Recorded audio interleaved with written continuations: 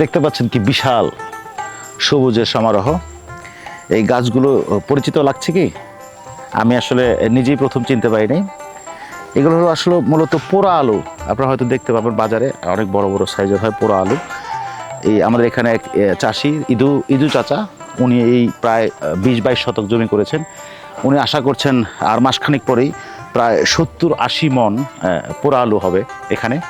তো আপনারা দেখতে পাচ্ছেন, আমরা আপনাদেরকে যখন তুলবে আবার দেখাবো। প্রায় অনেক বড় বড় সাইজ, অনেক। উনি বললেন যে 1 কেজি, 1.5 কেজি, 2 কেজি, 2.5 কেজি পর্যন্ত হয়। হ্যাঁ, তো বিশাল ক্ষেত, দেখতেই ভালো লাগছে আসলে। এরকম কি সুন্দর রো করা। এই মাঝে আবার কলমি শাক দেখতে পাচ্ছেন আপনারা। তারপর এখানে মাঝে মাঝে লাউ শাক আছে, কিছু সিমের গাছও আছে। হ্যাঁ, এই সিমের গাছগুলো হবে। তো এইগুলো আমাদের দেখতেও ভালো লাগে। আমরা যেদিন ফসল তুলবে, আমরা আশা করছি আপনাদেরকে ফসল তোলাটাও দেখাবো। হ্যাঁ, এবং আমাদের সাথে থাকবেন। এরকম নিত্যতুর সবুজের সমারোহ আমাদের এখানে দেখবেন। আপনাদের আর কিছু না হোক, অন্ততপক্ষে আপনাদের চোখ জুড়িয়ে যাবে, সেই সাথে আপনার মনটা জুড়িয়ে যাবে, এটুকু আমরা আশা করতে পারি। এবার সুন্দর শাক দেখছেন। আপনারা একটু আগে দেখলেন যে আমাদের যে মূল চাষি, এই জমিটার যে ইনি অনার, যিনি করছেন, উনি স্প্রে করছিলেন। এখানে পোকামাকড়ের বেশি আছে, তো ওনার গাছগুলো একেবারেই তাজা একদম। দেখতে পাচ্ছেন ওনার ফুলে তেমন কোনো পোকামাকড়ের ইয়ে নাই, উনি বেশ যত্ন নিয়ে করেছেন। এই যে সিমের গাছগুলো আছে, হ্যাঁ, আপনারা দেখতে পাচ্ছেন সিমের গাছ। এখানে সিম হবে। হ্যাঁ, তো অগ্রিম হবে, উনি আশা করছেন অগ্রিম হয়ে যাবে। তো অগ্রিম যদি হয়ে যায়, তো সেই ক্ষেত্রে দামটা উনি বেশ ভালো পাবেন। এই যে আপনারা দেখছেন মাঝে মাঝে লাউ গাছ হয়েছে। ভিতরটা কিন্তু অনেক পরিষ্কার। হ্যাঁ, ভিতরে জায়গাগুলো অনেক পরিষ্কার, খুব বেশি কষ্ট করতে হয়নি। দেখেন মাচা আছে, এই মাচায় এই ফসলের পরেই হয়তো উনি আবার এই সেম মাচাটাতেই আবার অন্য কিছু লাগেবার।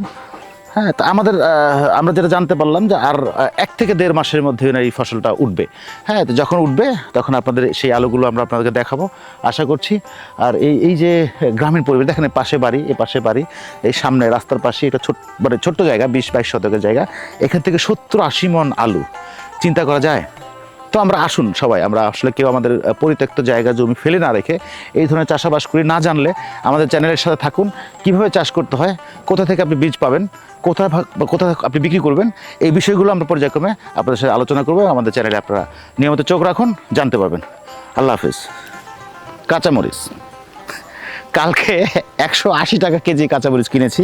আপনারা জানেন যে বর্ষাকালে চারপাশে পানি, হ্যাঁ, যে কারণে কাঁচামরিচ দিয়ে খুব কমে যায়। একটু ভেঙে দেখি। যথেষ্ট ঝাল, দেশি শব্দ।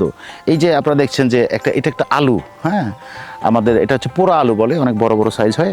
এটা আমাদের দেশের চাহিদা মিটিয়েও, হ্যাঁ, আমাদের দেশের বাইরে বিদেশে প্রচুর রপ্তানি হয়। আমরা এই আলু খেতে এসেছি, আজকে আলু ক্ষেত দেখবো। হ্যাঁ, আমাদের এখানে যে মালিক ইদু ভাই আছেন, আসুন আমরা দেখে আসি উনি কীভাবে এখানে স্প্রে করছেন, যত্ন নিচ্ছেন। সেটা দেখার পরে আমরা আলু ক্ষেতগুলো আপনাকে দেখাবো। রাখ, এই যে নিচের শর্ট নিয়ে একটু নিচে দিয়ে গাছের রোগুলা